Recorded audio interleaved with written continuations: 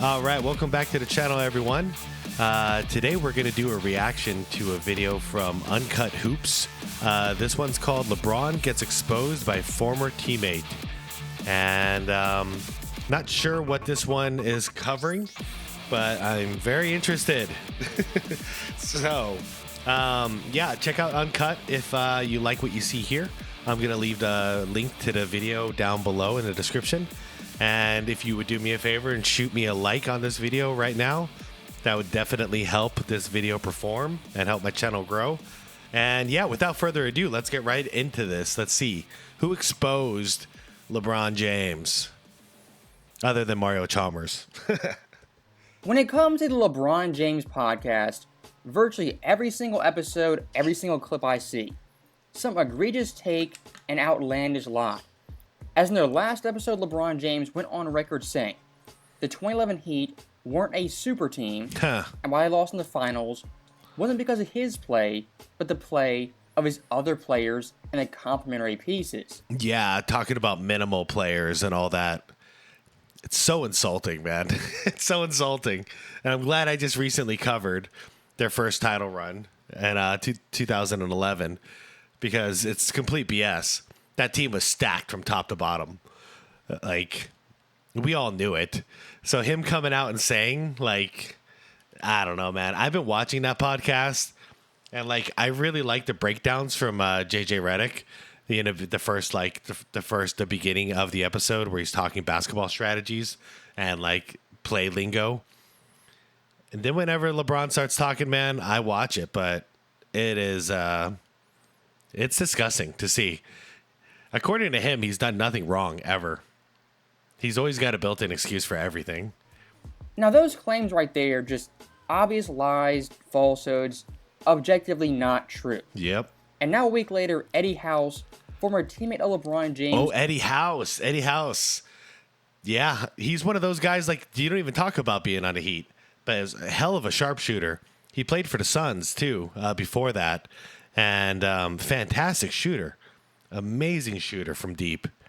Member of the 2011 Heat is calling LeBron out on his BS. Call him out, Eddie. So there you go. Those are But horrible all numbers. these years later, almost 15 years later now, Eddie, and to think that you guys didn't win an NBA championship, not because LeBron didn't get the job done or Wade didn't get the job done or Bosh didn't, but you didn't. Okay, That's what he said. What I would say is this. Yeah. If we're going to point the fingers, Let's point it. we'll point the finger at the fourth quarter collapse every game that we had. Actually, Oh, he's doing it. He's doing it.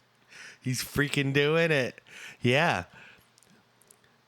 Want to point the fingers at the role players, point the fingers at the stars, and then after that you go, well, D. Wade did his job. Chris Bosh did his job. Who fell apart in the fourth? What do you have? A total of, was it 6 points, 8 points in total in the fourth quarter in the finals? Who did it?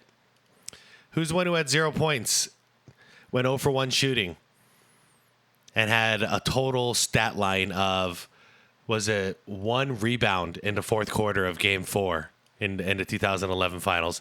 That was you, buddy. That was you, GOAT. We covered it. We seen it. you know what? It was 1-1, game 2. We were All right, up hold up. I don't want to mess this up. Okay, let's hear him out. game that we had. Actually, you know what? It was 1-1, game 2. We were up. We collapsed in the fourth quarter. They tied it up. We win game 3. We go up 2-1. Right. We didn't win another game. So if we're gonna, we're gonna play the blame game. Let's play it. I wasn't out on the court. Right. Who was on the court? Yeah.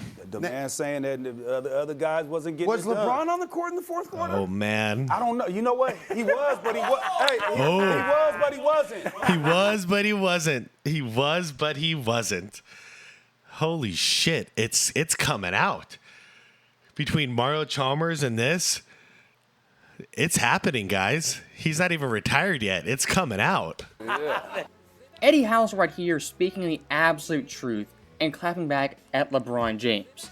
And when it comes to former LeBron teammates, I guess Eddie House wanted a few LeBron teammates who didn't sign an NDA or Right. do a deal with Clutch Sports. And looking at the actual argument, Eddie House brings up the fourth quarter numbers and LeBron. So what I'm guessing here, did Eddie House only play with them that 1 year? I'm thinking that's how it went down. fourth quarter meltdowns. And we've looked at these numbers numerous times, and every time you look at them, they look fake, quite frankly. Let's do it again. It's fun. 3 points per game on 33% shooting. Ranked 5th on his own team and 7th in the series for fourth quarter scoring. Oh, and in man. terms of overall impact, plus minus. Oh, and he played pretty much the entire fourth quarter of each game. Averaged 3 points. LeGoat. That's the king. Oh, man. Kids, there's a difference between losing and choking. This is what choking looks like, okay? When the pressure's on, this is the kind of crap that your star puts out. Now, losing is still putting up good numbers, still trying hard, not shrinking, and actually like standing up to the moment, but losing. That's someone's got to lose, all right? But this is called choking. This is what it looks like, everyone. LeBron on the court was a minus 2.3. Out of every player in this series, only JJ Barea had a worse plus minus in the fourth quarter. Those stats, undeniable facts, are just extremely damning for any player who's an all-time great. And looking past the fourth quarter numbers, which are a pretty broad spectrum, look at the clutch time numbers in the final 5 minutes. These numbers, you're going to think they're fake. Points per game, Wow. 0.0. Wow. Field goal percentage, 0.0. 3 percentage, 0.0. Oh, my God. I think we found my thumbnail for the video. Look at that. Look at that. I love it. Overall plus minus, a minus 16. Sweet. At first, some perspective with the clutch time numbers. LeBron, in terms of minutes played in the clutch, tied for first in the series with D. Wade and Jason Kidd. And despite that, in the clutch moments, a whopping 0.0 points per game. If you don't believe in the basketball gods' basketball karma, the 2011 Finals is a perfect example Damn, of them D-Wade. existing. Because the Heat in that series, by all accounts, Boom. should have mopped the floor with the Dallas Mavericks. Oh, yeah. And someone like Dirk Nowitzki, who in this series was dealing with the flu, Yep. for him to beat D. Wade, LeBron, Chris Bosh, and company, still one of the greatest upsets in sports history. And looking at Dirk versus LeBron James head-to-head in fourth quarter scoring. Oh, Game yes. 3, Dirk, 15-2. Game 4, 10-0. Damn, yeah, that's the one we covered right there. And this game had Dirk really sick. Like, we saw it. He was really sick, hacking up a lung. And he actually played like crap, but he still played better than Braun. Game 5, 8-2. And then Game 6, LeBron James finally showed up, Oh, wow. but still outscored 10-7. That's how he got that average up to 3. He must have known it. So it's like, oh, man, I can't go out like this. I'm averaging like 1 per game in the fourth. What this series came down to in essence was Dirk Nowitzki, a 34-year-old German guy on his last legs, outplaying LeBron James in the clutch. Yep, he did not choke. As looking at Dirk's fourth quarter stats, this is what you expect from an NBA superstar and an all-time great. Oh, in the yeah. fourth quarters, 10 points per game. Look at that. Impeccable shooting splits. Clutch This one tells me a lot. 100% free throws. The man is ice. time play the final minutes, 5.2 points per game on even better shooting splits. The audacity of LeBron James to blame his teammates and supporting cast, the quote-unquote others, when he couldn't stop Jason Terry in this series, is just downright disgraceful. And looking back at LeBron's Jesus. podcast with Redick, that on its own is an awful podcast with numerous lies and narrative-based takes. It is, yeah. It unfortunately is. Excuse me. First episode, I didn't think it was going to be that. I thought they were actually going to just talk basketball. No, it's not. It's not that. But I'm just now learning LeBron James has another show, another podcast called The Shop. And this podcast, in its intro yeah. clip, LeBron James already lying and complaining about an award he lost in 2013. Is there an award you haven't won that still stings? Yeah, Defensive Player of the Year. Defensive Player of the Year. Yeah. I mean, that's the only award that I don't have in my house. That kind of stings. I talked about this before. Like, It don't make sense. Yes, it does. It's almost like what Jay just said about B. How can she have the most Grammys, but never won Album of the Year? Yeah. So the year I finished second in Defensive Player of the Year award, the guy who won Defensive Player of the Year didn't even make first team all defense. Yeah, that's the crime, that he didn't make first team. The crime wasn't that he won Defensive Player of the Year. Marc Gasol earned it. We did a video on that too. We broke it down. Marc Gasol earned it. LeBron's full of shit. He's just disrespectful, man. You don't disrespect that. That's just disrespectful to Marc Gasol. And it's petty. That doesn't make sense. That's not even possible. So LeBron James, the self-promotion king, with his pre-scripted questions, has to whine and complain about awards that happened over a decade ago. And I like how LeBron James in this clip refers to Marc Gasol as just the guy. Now, this guy, Marc Gasol, didn't rob you of your award. Nope. What actually happened is Marc Gasol was robbed of first-team All-Defense. All right. And We first agree. up, looking at the voting by the media on the Defensive Player of the Year, Marc Gasol, 31st place votes. There it is. LeBron, 18. Ibaka, 14. Joakim Noah, 13. Yeah, so I mean, we should. LeBron, dude, it's disgusting. You know he's seen these numbers, but he went with that other narrative. Oh, he didn't win first team All NBA defensive, so I got robbed. No, you didn't get robbed. He got robbed the first team All NBA, all defensive team. You didn't get robbed for shit. He destroyed you in voting. He crushed him. 13. And Tim Duncan, 11. So, I mean, those guys right there, Ibaka, Noah, Duncan, even LeBron, I mean, they're all in the range of the low teens, high teens. But then Marc Gasol gets 31st place votes. That's pretty convincing. And of course, the media, the voters, even the coaches used to vote, don't get every award exactly right.